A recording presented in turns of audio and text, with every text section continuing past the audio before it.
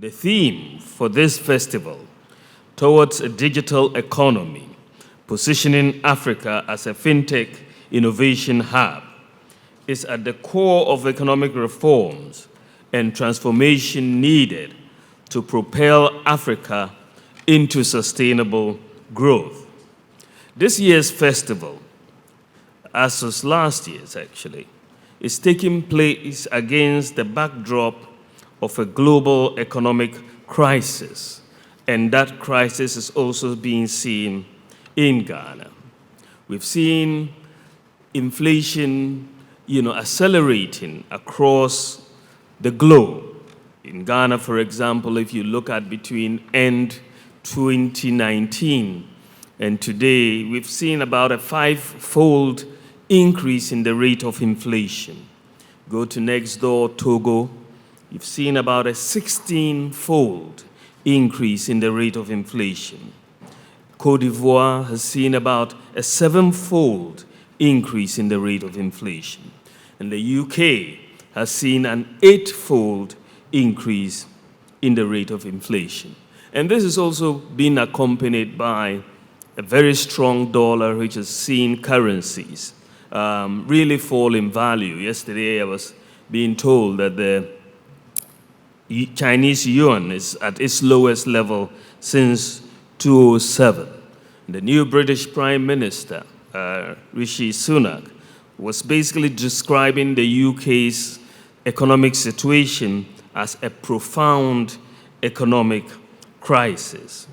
So what we are seeing globally, of course, with the disruption of global supply chains post-COVID, is a major change in what was the status quo before COVID.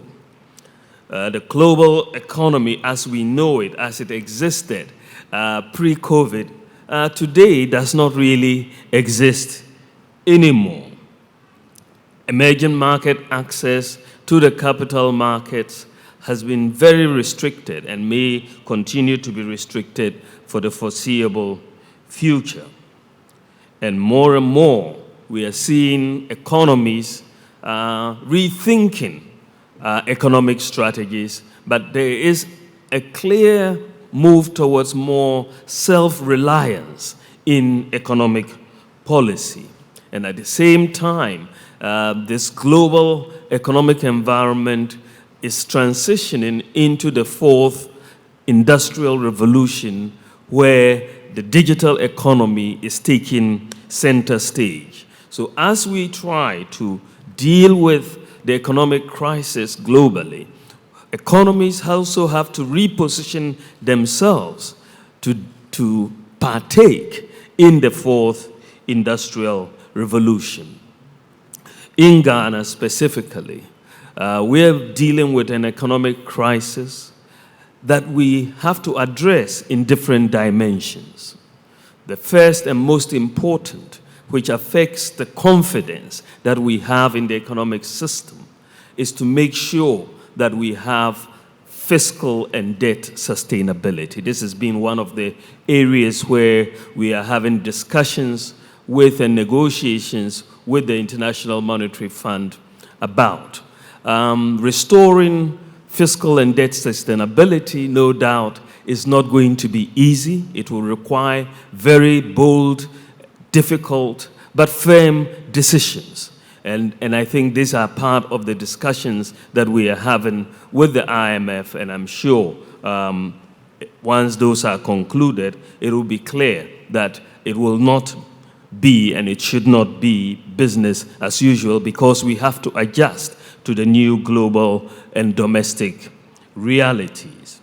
What we are also seeing is that the nature of production needs to change. Why do I say that? You are seeing Ghana consistently over the last 5 years having more and more trade surpluses.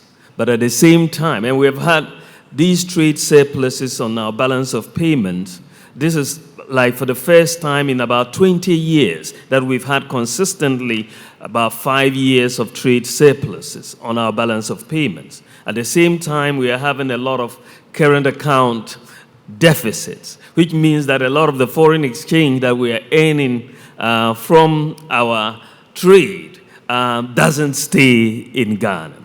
And one of the areas where we have to address this is to reduce the import dependency that we have as a country.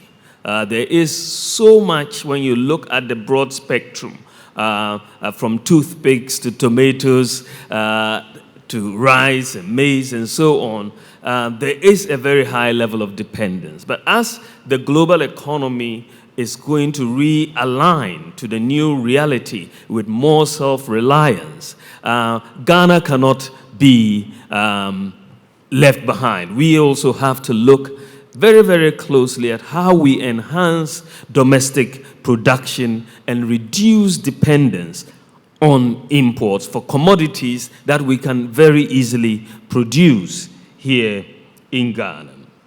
We also have to look very clearly at our foreign exchange regime. It's very clear that it is quite loose, and this is why we're going to be working to see how we can tighten the foreign exchange regime.